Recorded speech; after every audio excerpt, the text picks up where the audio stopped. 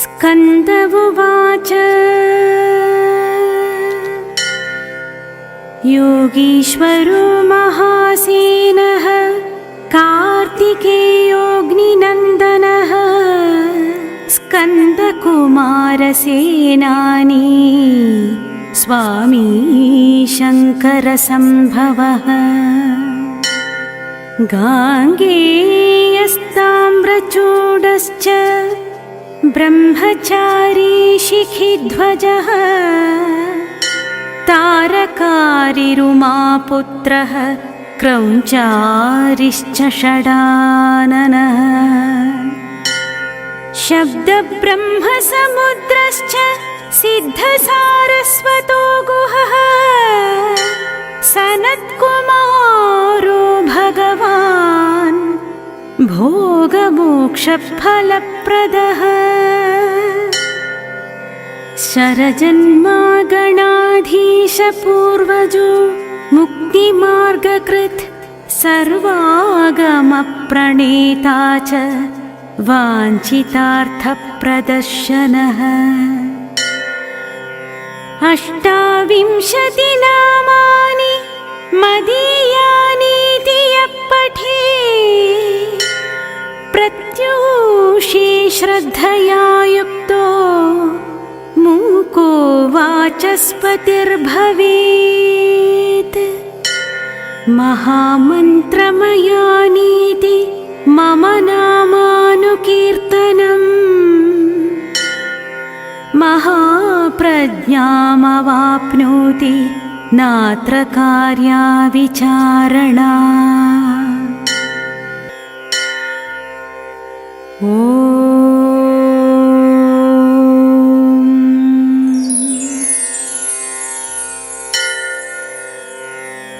स्कन्द उवाच योगीश्वरो महासेनः कार्तिकेयोऽग्निनन्दनः स्कन्दकुमारसेनानी स्वामी शङ्करसम्भवः गाङ्गेयस्ताम्रचूडश्च ब्रह्मचारी शिखिध्वजः तारकारिरुमापुत्रः क्रौञ्चारिश्च षडाननः शब्दब्रह्मसमुद्रश्च सिद्धसारस्वतो गुहः सनत्कुमारो भगवान् भोगमोक्षफलप्रदः शरजन्मागणाधीशपूर्वजो मुक्तिमार्गकृत् सर्वागमप्रणेता च वाञ्छितार्थप्रदर्शनः 28 नामानि मदीयानीति यः पठेत् प्रत्यूषे श्रद्धया युक्तो मूको वाचस्पतिर्भवेत् महामन्त्रमयानीति मम नामानुकीर्तनम् महाप्रज्ञामवाप्नोति नात्र कार्या विचारणा।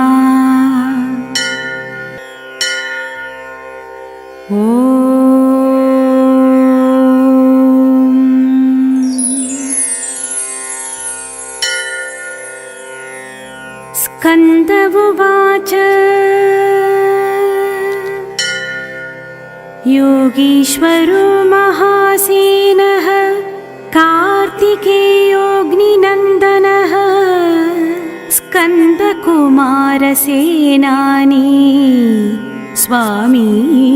शङ्करसम्भवः गाङ्गेयस्ताम्रचूडश्च ब्रह्मचारी शिखिध्वजः तारकारिरुमापुत्रः तारकारिरुमापुत्रः क्रौञ्चारिश्च षडाननः शब्दब्रह्मसमुद्रश्च सिद्धसारस्वतो गुहः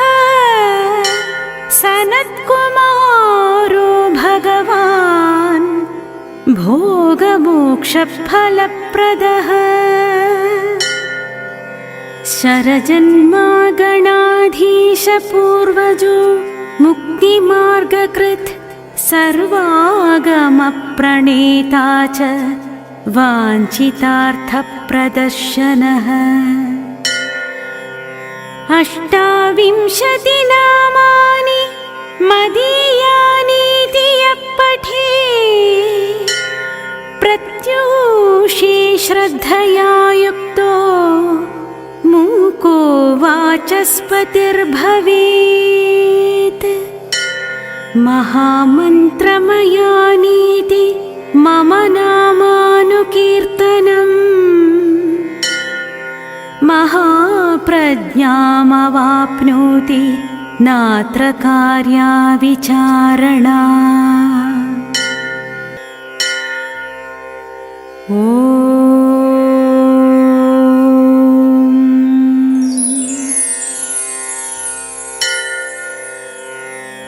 स्कन्द उवाच योगीश्वरो महासेनः कार्तिकेयोऽग्निनन्दनः स्कन्दकुमारसेनानी स्वामी शङ्करसम्भवः गाङ्गेयस्ताम्रचूडश्च ब्रह्मचारी शिखिध्वजः तारकारिरुमापुत्रः क्रौञ्चारिश्च षडाननः शब्दब्रह्मसमुद्रश्च सिद्धसारस्वतो गुहः सनत्कुमारो भगवान् भोगमोक्षफलप्रदः शरजन्मागणाधीशपूर्वजो मुक्तिमार्गकृत् सर्वागमप्रणेता च वाञ्छितार्थप्रदर्शनः 28 नामानि मदीयानीति यः पठेत् प्रत्यूषे श्रद्धया युक्तो मूको वाचस्पतिर्भवेत् महामन्त्रमयानीति मम नामानुकीर्तनम् महाप्रज्ञामवाप्नोति नात्र कार्या विचारणा।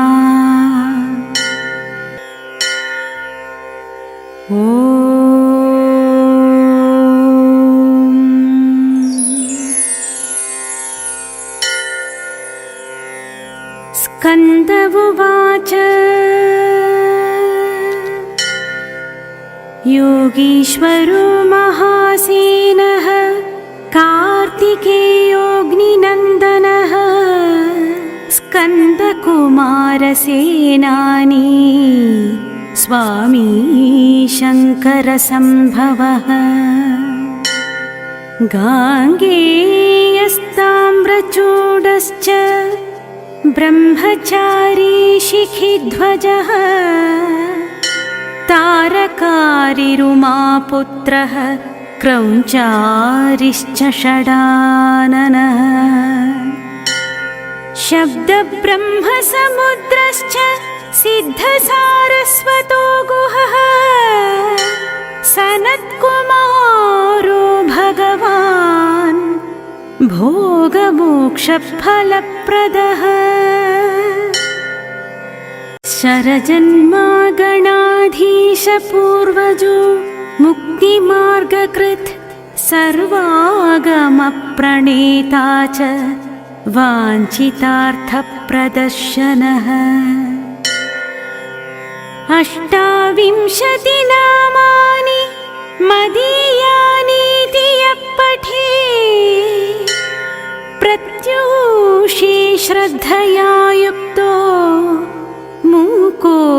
वाचस्पतिर्भवेत् महामन्त्रमयानीति मम नामानुकीर्तनम् महाप्रज्ञामवाप्नोति नात्र कार्या विचारणा।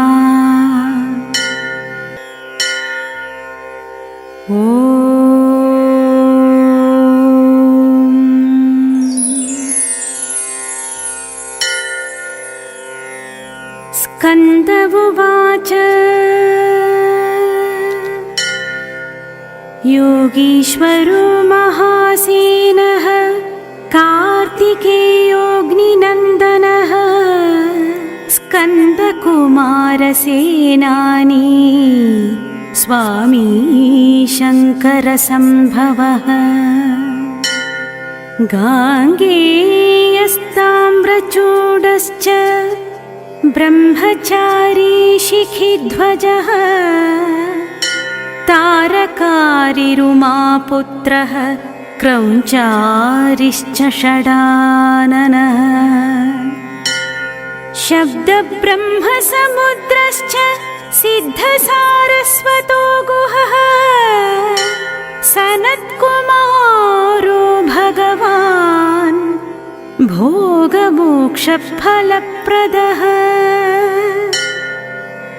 शरजन्मागणाधीशपूर्वजो मुक्तिमार्गकृत्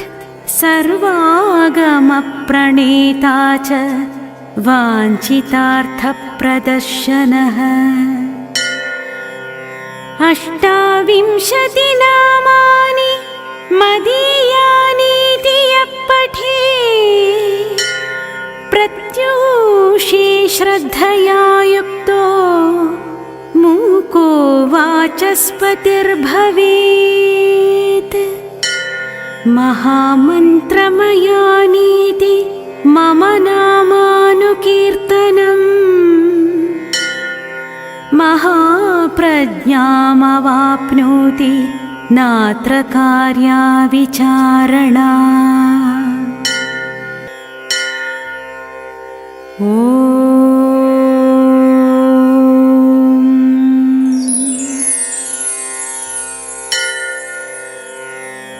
स्कन्द उवाच योगीश्वरो महासेनः कार्तिकेयोऽग्निनन्दनः स्कन्दकुमारसेनानी स्वामी शङ्करसम्भवः गाङ्गेयस्ताम्रचूडश्च ब्रह्मचारी शिखिध्वजः तारकारिरुमापुत्रः क्रौञ्चारिश्च षडाननः शब्दब्रह्मसमुद्रश्च सिद्धसारस्वतो गुहः सनत्कुमारो भगवान् भोगमोक्षफलप्रदः शरजन्मागणाधीशपूर्वजो मुक्तिमार्गकृत् सर्वागमप्रणेता च वाञ्छितार्थप्रदर्शनः 28 नामानि मदीयानीति यः पठेत् प्रत्यूषे श्रद्धया युक्तो मूको वाचस्पतिर्भवेत् महामन्त्रमयानीति मम नामानुकीर्तनम् महाप्रज्ञामवाप्नोति नात्र कार्या विचारणा।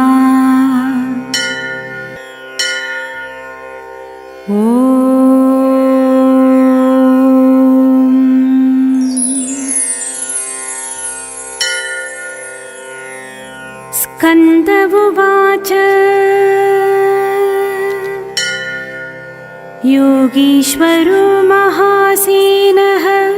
कार्तिकेयो स्कन्दकुमारसेनानी स्वामी शङ्करसम्भवः गाङ्गेयस्ताम्रचूडश्च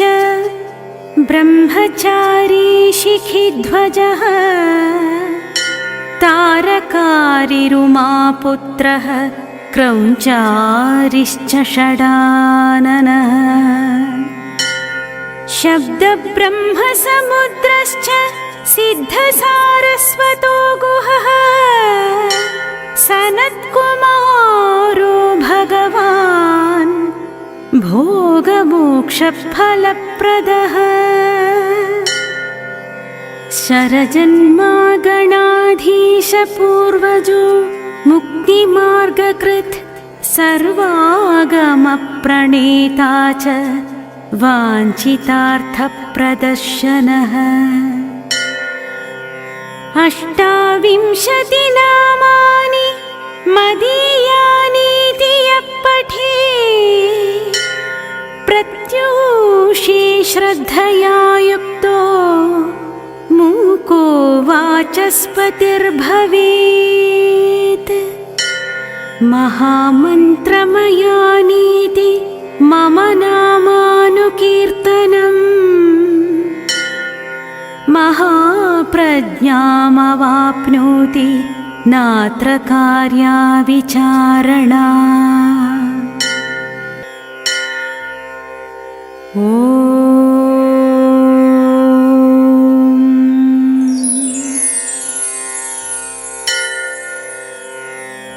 स्कन्द उवाच योगीश्वरो महासेनः कार्तिकेयोऽग्निनन्दनः स्कन्दकुमारसेनानी स्वामी शङ्करसम्भवः गाङ्गेयस्ताम्रचूडश्च ब्रह्मचारी शिखिध्वजः तारकारिरुमापुत्रः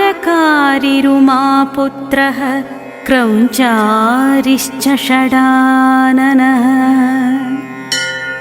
शब्दब्रह्मसमुद्रश्च सिद्धसारस्वतो गुहः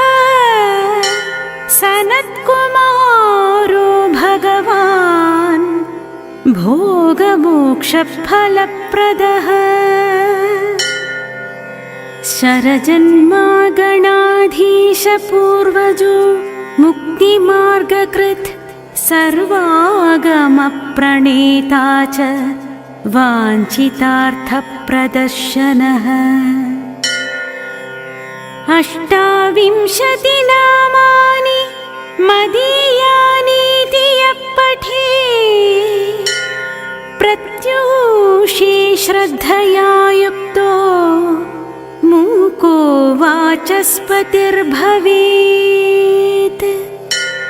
महामन्त्रमयानीति मम नामानुकीर्तनम् महाप्रज्ञामवाप्नोति नात्र कार्या विचारणा। इति श्रीरुद्रयामले प्रज्ञाविवर्धनाख्यं श्रीमत्कार्तिकेयस्तोत्रम् सम्पूर्णम्।